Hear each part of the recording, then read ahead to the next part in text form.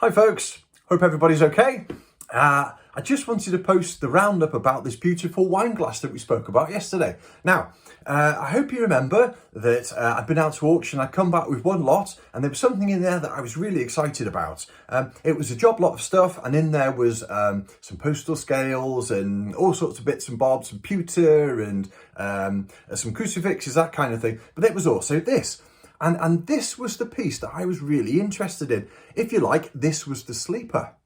Okay, so it's a wine glass, and when I was in the auction viewing, I didn't have a lot of time to look at the pieces. And if you're trying to buy something at auction, I always find, for me personally, it's not a good idea to sort of draw too much attention to things because it's a public auction and other dealers and the auction house and everybody else can see what you're looking at. So, you know, you want to try and get things for as cheaply as possible. So I try not to draw too much attention to it. Now, I know that sounds a little bit crude, but that's the way it is. That's just the way it is in antiques. There's a little bit of cat and mouse there. And that kind of adds to the excitement. But anyway, so the point I'm making is I didn't have a lot of time to look at it. And in the back of my mind, I thought to myself, there's a chance that could be really early.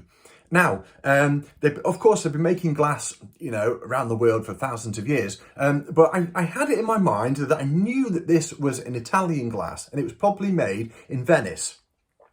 Now, I considered that it could also be Low Countries, Belgium, Luxembourg, Netherlands, that kind of thing. And it could potentially be 15th or 16th century. But I thought, I'm not quite sure. So anyway, so now I've got it and I've got a chance to have a look at it. I've done a bit more research on it and I'm absolutely certain that this is actually a 19th century glass. And this was made in Venice by a firm called Salviati & Co. Now, Salviati glass, they've been making it in Venice since, I think, sort of the late 1850s. And it was started by a chap called Antonio Salviati. Now, Antonio Salviati was in law, I think he was a lawyer or something like that. And then he had a great entrepreneurial brain and he started a glass manufacturing and they were known for this top quality glassware. Yeah. So, okay. So I know that it's a Salviati glass. There's quite a lot of these out there, but they're still really, really desirable because it's a great name, Salviati. Now, they didn't sign anything. So we just had to look at in these days, they didn't sign anything, I should say. In later days, they probably did. But in this area, in the 19th century, they didn't sign anything. So there's nothing on it that says Salviati. So I've just got to go on the quality of the glass and the style.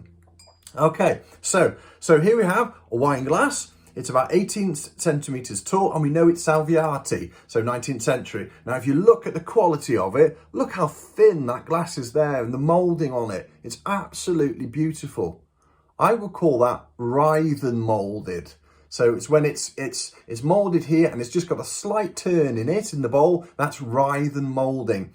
And it's in opalescent glass and this is completely handmade. So opalescent glass or pearlescent, it's just got a slight green tinge to it.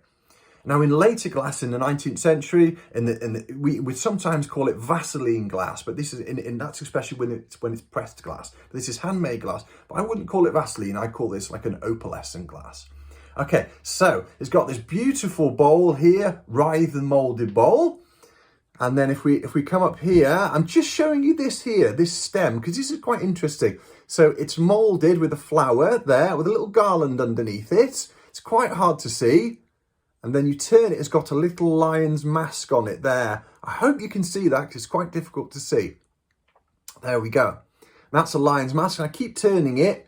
That's just repeated throughout. There's the flower. Here comes the lion's mask. There it is. Beautiful. Now, that's quite a popular motif indeed in the early glass from the Low Countries and of course in the early Venetian glass. So in a way they were kind of paying homage to the early glassmakers. And don't forget, glass in Venice has been made there for well over 1,000 years, probably nearer to 2,000 years. So yeah, this is actually in the history of glass, Venetian glassmaking. This is quite a late piece, but anyway, so there we have it. And I will show you the underside because this is quite important. I have spoke about this before in glass, but I hope you can just see on the underside there. If I just turn it, you can just see a little scar there, a little mark. Now, That's what we call a pontil scar. And when glass is hand blown, it's blown with a rod, like that. And then when the glass is cooling, they tap the rod and it causes a little vibration, and then the rod detaches from there and it causes a scar, and they call that a pontil scar. And that's how we know that this is handmade. Yeah, so it's got a good clear pontil scar there.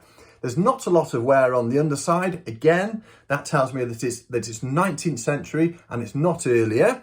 And there's not a lot of wear on the overall thing itself, but it's a beautiful, beautiful glass. It's a valuable glass. But I'm so pleased you've been able to get it. It's a lovely thing. And I think that's pretty much all I can say about it. Just that it's a lovely thing to handle, and I hope you've enjoyed looking at it and hear a little bit about its history. Okay, thanks guys. I'll post something again soon. Take care.